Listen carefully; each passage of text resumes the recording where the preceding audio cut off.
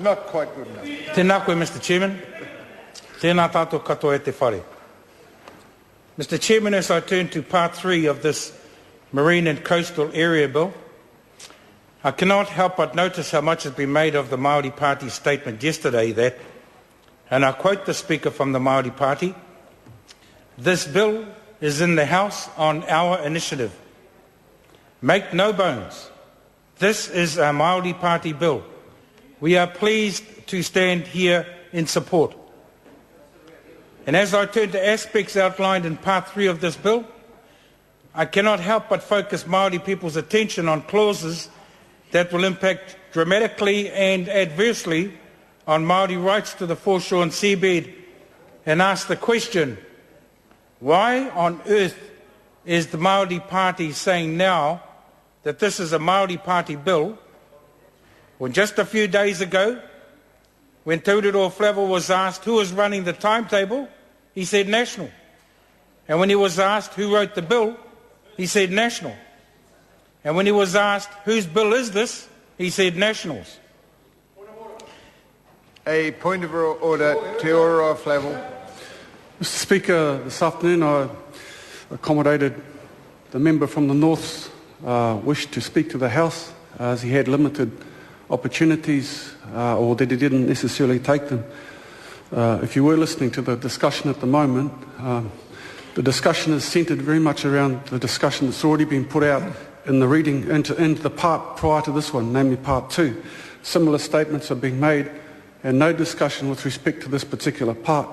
I just ask if you could draw us back to, while we have a reference to part 3, the actual, the substance of the discussion has nothing to do with part 3. I just ask if you could just take some care to listen up to that, please. Relevance is the prerogative of the chair to rule.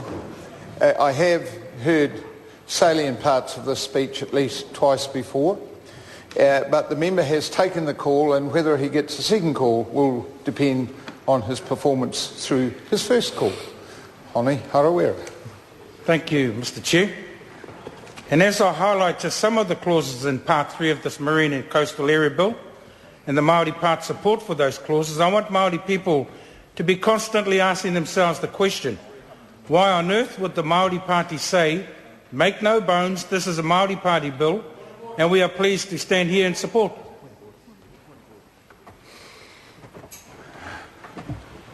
Point of order, Te Ora Flavel.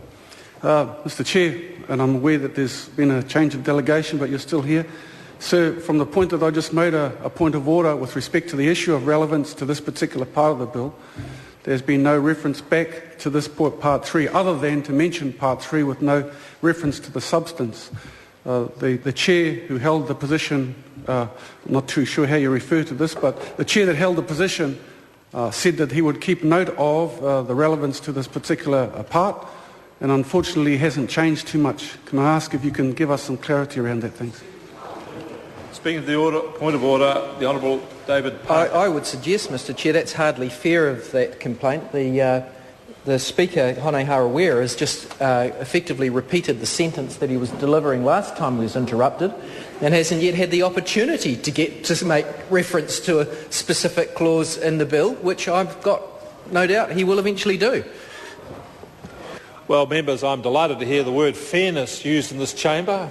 I'm not sure that fairness has always been the rule, but I did hear the point of order made by the previous chair, who said that he was listening to the presentation with interest, as I am, and that he would make his judgment on, the chair would make a judgment on whether the member got a second call or not on the relevance of the first call.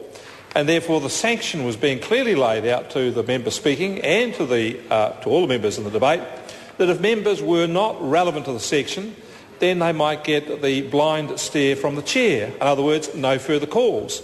So, in the interest of debate, and I think the honourable member Hone Harawira is entitled to continue with his presentation, and at the end of it we'll make a judgment as to whether the member has been relevant. And of that will then determine whether a second call is given, should the member wish to take one. I call Hone Harawira.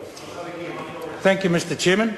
Mr. Chairman, does the Māori Party know that under Part 3 of this Marine and Coastal Area Bill, a protected customary right is a right that has been exercised since 1840 and continues to be exercised in a particular part of the common marine and coastal area in accordance with tikanga and is not already extinguished as a matter of law.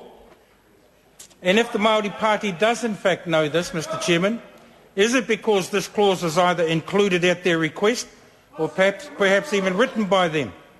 And is that why the Māori Party is saying, make no bones, this is a Māori Party bill and we are pleased to stand here in support? And Mr. Chairman, does the Māori Party know that under Part 3 of this Marine and Coastal Area Bill, the scope, effect and limitations of protected Māori customary rights are defined and overseen entirely by government statute and the courts, and that whānau, hapu and iwi have no role in that process? And is that what the Māori Party means when they talk about rangatiratanga? And Mr. Chairman, does the Māori Party know that under Part 3 of this Marine and Coastal Area Bill, the Minister of Conservation has the right to impose controls, including any terms, conditions or restrictions that the Minister sees fit on the exercise of protected Māori customary rights? And if the Māori Party does in fact know this, Mr. Chairman, is it because this clause was included at their request or perhaps even written by them? And is that why the Māori Party is happy to say, make no bones, this is a Māori Party bill and we are pleased to stand here in support? And Mr. Chairman, does the Māori Party know that under Part 3 of this Marine and Coastal Area Bill, Māori must hold the specified area in accordance with tikanga and have exclusively used and occupied the specified area from 1840 to the present day without substantial interruption? And if the Māori Party does in fact know this, is it because this clause was included at their request or perhaps even written by them?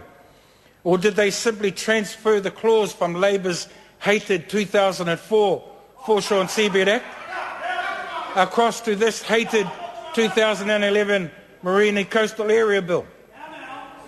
And Mr. Chairman, does the Māori Party know that under Part 3 of this Marine and Coastal Area Bill, hapu is supposed to mean a hapu as listed in the constitutional documents of an iwi, and that an iwi means an iwi as listed in Schedule 4 of the Māori Fisheries Act of 2004, and is granting authority to determine Māori entities to the Crown what the Māori Party means when they talk about rangatiratanga?